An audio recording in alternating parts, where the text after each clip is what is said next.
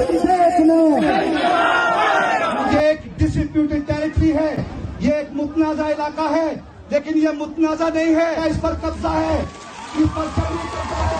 और फतह से पहले हम सारे मारे जाएं, फतह से पहले ये जंग खत्म नहीं होगी, ये जंग खत्म अब ये हुकूक की जंग खत्म।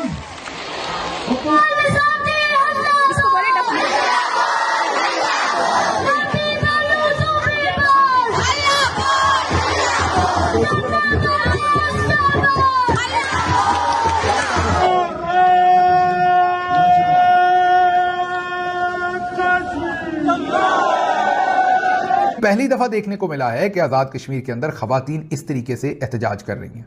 इससे ये पता चलता है कि ये जो कुछ मर्जी कहें कि ये रॉ फंडेड है, ये इसके पीछे इंडिया है कि जी आप आइन में से ये निकाल दें कि इलाहाक जब कश्मीर आज़ाद होगा तो उसका पाकिस्तान से इलाहाक होगा। क्यों निकाल दें जी? आप कौन हैं जी? क्या उन्होंने कुर्बानियाँ नहीं दी हैं? लिहाजा अब आज़ाद कश्मीर की हुकूमत ने भी फैसला किया है और पाकिस्तान गवर्नमेंट ने भी फैसला किया कि बस इनफ इज़ इनफ। जितना देखना था, बर्दाश्त करना था, कर लिया है। वो हद से तजावुज कर रहे हैं, लिहाजा उनको रोकना जरूरी है। हम तो फिर होगा ना, आप रियासत पे कब्जा करने आए हैं तो आपको फूल पेश किए जाएं। ऐलान किया अवामी एक्शन कमेटी ने कि हम जो एंट्री के रास्ते हैं आज़ाद कश्मीर में वो सारे बंद कर देंगे, और ये जो लॉ इन्फोर्समेंट वहां पर आ रही है इलेक्शन के नाम पर, कई हजारों की तादाद में इजाफा किया गया है, इनमें से किसी को भी हम वापस नहीं जाने देंगे। सिचुएशन बहुत खराब है। पहली बार तकरीबन 78-80 साल में आज़ादी के मुतालबे का नारा लगा है। नमस्कार दोस्तों, जय हिंद। पाकिस्तान के कब्जे वाले कश्मीर पीओके में बुधवार 15 जुलाई यानी आज पाकिस्तान के खिलाफ भारी बवाल मच गया है। लाखों की संख्या में लोग सड़कों पे उतरे हुए हैं और पाकिस्तान से आजादी के नारे लगा रहे हैं, जिसे दबाने के लिए पाकिस्तान खुलेआम गोलियां चला रहा है, जिसमें सिर्फ कल रात 8 कश्मीरी मारे गए हैं और ये आंकड़ा टोटल 80 पार कर चुका है। दरअसल बीते एक महीने से पाकिस्तान के कब्जे वाले कश्मीर में विरोध प्रदर्शन की अगुवाई कर रही ज्वाइंट अवामी एक्शन कमेटी ने 15 जुलाई को मुजफ्फराबाद के लिए लॉन्ग मार्च का ऐलान किया था, जिसके जवाब में बड़ी संख्या में पाकिस्तान ने सुरक्षा बलों को रावलकोट और मुजफ्फराबाद में तैनात किया था। हालांकि इसके बावजूद लाखों संख्या में कश्मीरी, जिसमें बच्चे, टीचर और महिलाएं शामिल हैं, वो सड़कों पे आए हुए हैं और कश्मीर की आजादी के नारे लगा रहे हैं। इसी बीच कश्मीरी कह रहे हैं कि पाकिस्तान पीओके को आजाद कश्मीर कहना बंद करे। ये एक ऑक्यूपाइड टेरिटरी है जिस पर पाकिस्तान ने गैर कानूनी कब्जा किया हुआ है और हम तब तक नहीं रुकेंगे जब तक हमें आजादी नहीं मिलेगी। लेकिन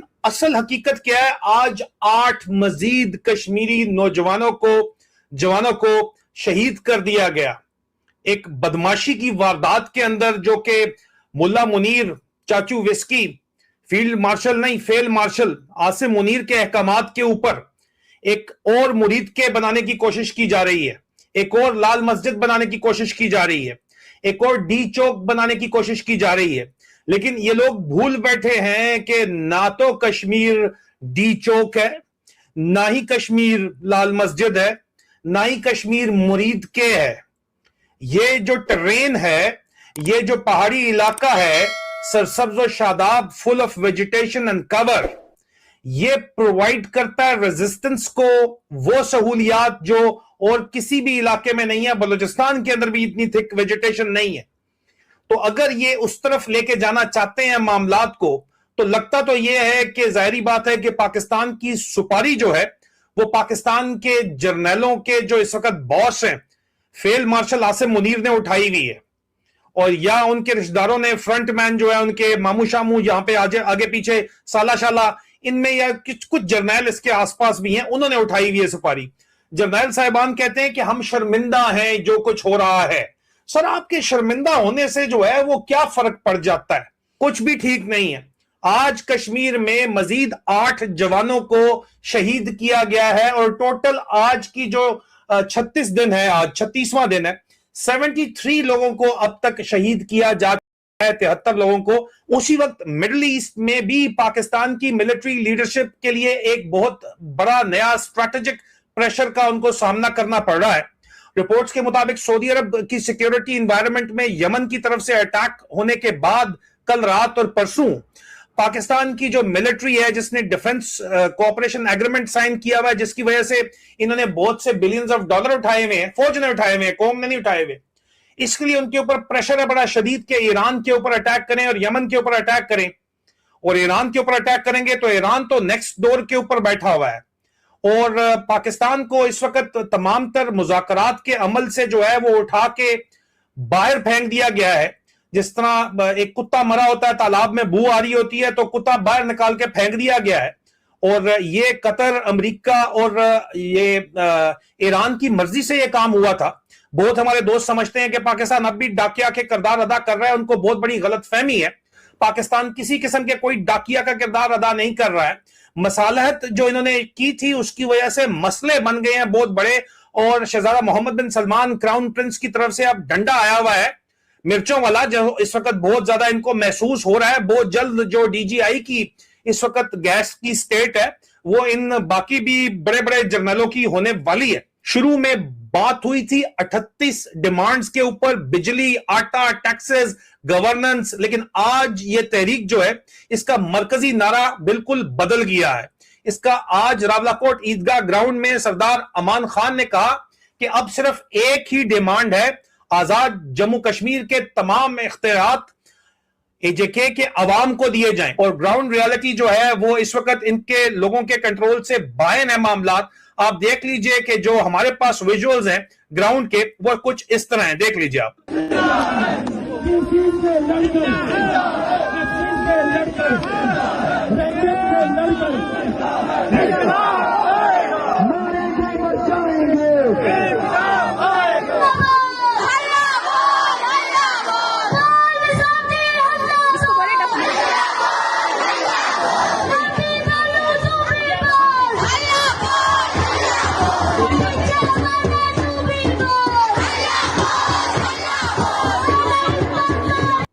ये जो मासूम बच्चे हैं ये नस्ल दर नस्ल आसिम मुनीर, पाकिस्तान के जो नसीबों में पाकिस्तान की जड़ों के अंदर आसिम मुनीर उसके जर्नैल का जो टोला बैठा है वो पाकिस्तान की जड़ें काट रहा है, पाकिस्तान की जड़ों को जो है वो काट रहा है, तोड़ रहा है पाकिस्तान।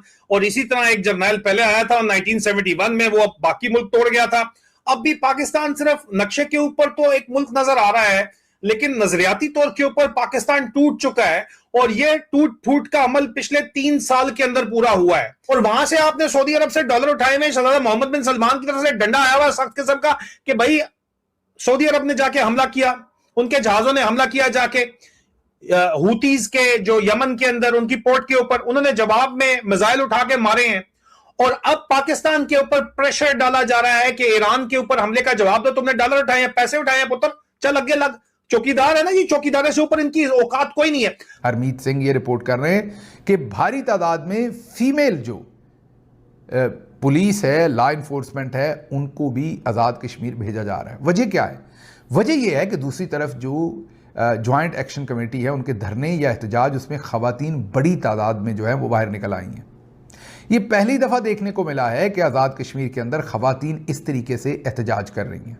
इससे ये पता चलता है कि ये जो कुछ मर्जी कहें कि ये रॉ फंडेड है, ये इसके पीछे इंडिया है, ये एक इंडिजिनस तहरीक नहीं है, लेकिन जितनी बड़ी तादाद में वहाँ पर ख़वातीन निकल के आ रही हैं उससे ये पता चलता है कि ये सारे का सारा मामला जो है ये इनके हाथ से निकल रहा है और आवाम की नब्ज़ के ऊपर एक्शन कमेटी का हाथ है और वो जो काम कर रहे हैं आवाम की उन्हें पजीराई मिल रही है। आगे चलते हैं जी। आज़ाद कश्मीर में जारी माशी नाकाबंदी ने इंसानी बहरान की शक्ल इख्तियार कर ली। ये अदील हबीब कह रहे हैं कि रोज़मर्रा की अशिया जैसा कि बच्चों का दूध, बुनियादी अद्वियात बिल्कुल नायाब हो चुकी, इंटरनेट मुकम्मल तौर पर बंद, मोबाइल फ़ोन सर्विस बंद, बैंक बंद, बाकी तमाम सर्विसेज और सहूलतें बंद। बैंकारी निज़ाम के मफलूज होने से लोग ना अपनी रकम निकलवा पा रहे हैं, ना जमा करवा पा रहे हैं, जबकि पेट्रोल पंपों पर ईंधन ना होने के बराबर रह गया है। कहना वो ये चाह रहे हैं कि इस वक्त कश्मीर जो है वो एक ऐसा लग रहा है जैसे कि कश्मीर हालत जंग में चला गया है।